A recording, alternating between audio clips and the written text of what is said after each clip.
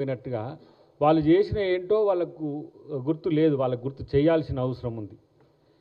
ఎన్ని అకృత్యాలు మీరు ఇట్లాంటి పేపర్ యాడ్స్ మీద మీరు చేసినవి చూస్తే ఎక్కడో పంజాబ్లో ఎన్నికలు జరిగితే, ఎక్కడో లేకపోతే మహారాష్ట్రలో ఎన్నికలు జరిగితే, లేకపోతే ఇంకెక్కడో అసలు ఏకంగా నాకు తెలిసి నేను ఒకసారి ఒక జాతీయ ఛానల్ చూస్తున్నా. జాతీయ ఛానల్లో పూర్తిగా ఈయన పథకాలన్నీ కూడా వల్లే వేస్తూ ఒక స్టోరీ నడుస్తుంది. అసలే కింద చిన్నగా ఏడీవీటీ అని ఉన్నది. అప్పుడు అట్లా గుర్తుపట్టిన అదేదో కథనము పత్రిక అంత పెద్ద ప్రెస్టీజియస్ ఒక సంస్థ ఇస్తున్నది ఏంది ఈయన గురించి ఇంత మొత్తం అని నేను చూస్తే కింద ఏడీవీటీ అని ఉన్నది. ఆ స్థాయి కూడా చేసిన పరిస్థితి మీకు గుర్తు రావట్లే. తర్వాత తెలంగాణ రాష్ట్ర సమితి అనే దాన్ని భారత రాష్ట్ర సమితిగా మార్చినప్పుడు ఇవన్నీ మనకు తెలియని భాషలే కూడా ఉన్నాయి, మీకు చూపిస్తాయి. ఇవన్నీ తెలియని భాషల్లో కూడా వేసిన యాడ్స్కు సంబంధించి అక్కడ ఎవరు చూస్తారో చూడరు, కానీ అంత పెద్ద ఎత్తున మరి వారి నిరసన ఏమంటారు వారి యొక్క యాడ్స్ను ఇచ్చిన ఒక పరిస్థితి ఉన్నది.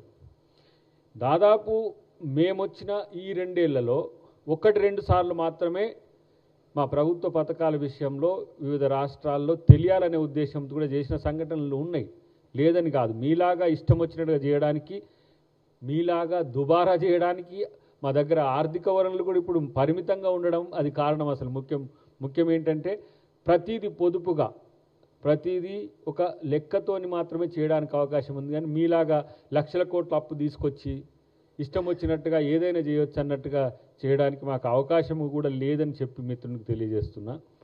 అయితే ఇప్పుడు నా ఆబ్జెక్షన్ రిగార్డింగ్ హరీష్ రావు ఏంటంటే, యాడ్స్ ఇవ్వకూడదు తెలంగాణ ప్రభుత్వం అనేదా నీ యొక్క కంటెంట్, లేదంటే ఇస్తున్న యాడ్స్ చేసినవి కావనా? అంటే మేము కాంగ్రెస్ పార్టీ ఖాతా నుంచి చెల్లించాల్సిన అవసరం వచ్చింది అని చెప్పే పరిస్థితి వస్తే మరి నువ్వు నాకు తెలిసి అయితే ఒక 5-6 వేల కోట్ల రూపాయలు మరి బీఆర్ఎస్ ఖాతా నుంచి ప్రజలకు చెల్లించాలి మీరు ఇచ్చిన యాడ్స్. ఎందుకు ఈ మాట అంటున్నంటే ఒక్కొక్క దాని లెక్క అంతా కూడా మనం పెడితే ఏ ఎన్నిక వచ్చినా ఏదైనా కానీ ఏం లేకున్నా సరే కేసీఆర్ సంతోషం కలిగితే పేపర్ యాడ్స్ వచ్చినాయి. సరే, పేపర్ మిత్రులకు కొన్ని పేపర్లకు అది ఆర్థికంగా కలిసి రావచ్చు కాక, కానీ మీరు చేసిన పథకాలు ప్రచారం చేసుకోవడానికి చేసిన దాన్ని కాంగ్రెస్ ఖాతా నుంచి చెల్లించమనే స్థితి వచ్చింది అంటేనే వీళ్లకు మేము చేస్తున్న పనులు ఒక జిలస్ మైండ్తో ఉన్నారు. కాబట్టి మేము చేస్తున్న పనులు చెప్పుకుంటే కూడా ఇది ప్రచారంలోకి పోద్దనే ఉద్దేశం కూడా ఈ కడుపులో నొప్పిగా మనకు కనబడుతున్న పరిస్థితి ఉన్నది. ప్రభుత్వం మీరు చెయ్యని వాటిని చేసినట్టుగా చెప్పుకుంటే లేదు, కానీ చేసిన వాటిని ఎట్లాగూ మీరు అనరు, ఇది చేసిండ్రు ఇది చేయలేదని కూడా అనరు మీరు. కానీ ఇది చేసిన దాన్ని మేము ప్రజలకు వివరించే ప్రయత్నం చేస్తే యాడ్స్ అని చెప్పి ఏదో ఒకటి వంకతోని ఎప్పుడు ఆడిపోసుకోవడం తప్పితే మరొకటి కాదు. మీరు కొన్ని మనం చూస్తే ఇవి మీరు చూడండి. ఆయన నేను ఈ భాషలు చెప్పలేను. ఆయన కన్నడ ఒకటి తెలుస్తున్నది, హిందీ ఒకటి తెలుస్తుంది. ఇగో ఈ భాషలు అన్నీ మీరే మీరు మీడియా వాళ్ళు చూసుకోరు. ఒక్కొక్క తీరొక్క భాషలు ఇచ్చిండు కాక, విన్నారా? మలయాళం ఇచ్చిండు, కన్నడం ఉంది, ఇక ఈ హిందీ లెక్కనే ఉన్నాయి. కానీ ఇంకా కొన్ని భాషలు వేరే వాటిల్లో కూడా ఇచ్చిండు. మరి ఏ రాష్ట్రాలు అయ్యి మీరు చూస్తే ఒక్క దానికి సంబంధించి 150 కోట్ల రూపాయల ఒక్కసారికి ఇచ్చినది ఇది. ఇగో ఇట్లా మీరు చూస్తే ఈ పత్రికల్లో ఇది కేసీఆర్ బొమ్మే, ఏం లేదు దీంట్లో. మీరు చూస్తే ఇంత పెద్దగా కనపడే దాంట్లో కేసీఆర్ బొమ్మే ఉంటుంది మీకు. మేము వేసే దాంట్లో మీరు చూడండి, మేము చేస్తున్న సంక్షేమ పథకాలకు సంబంధించిన వివరాలు ఉంటాయి. మేము చేస్తున్న ఏదైతే సంక్షేమ పథకాలు ఉంటాయో వాటికి సంబంధించి, ఎందుకంటే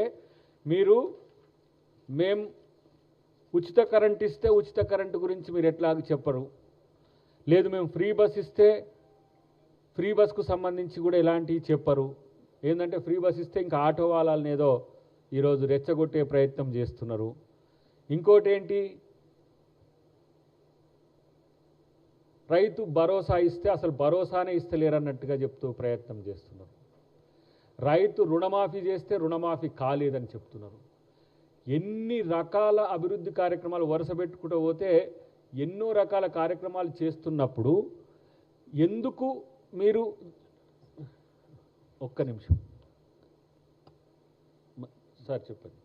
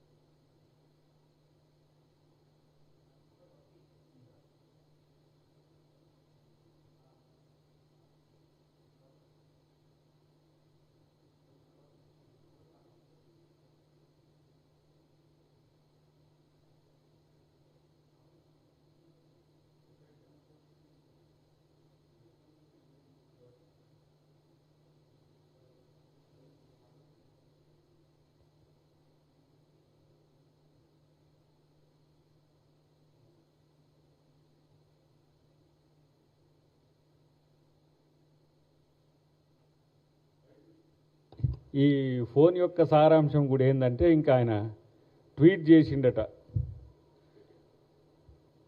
ఎవరు, హరీష్ రావే.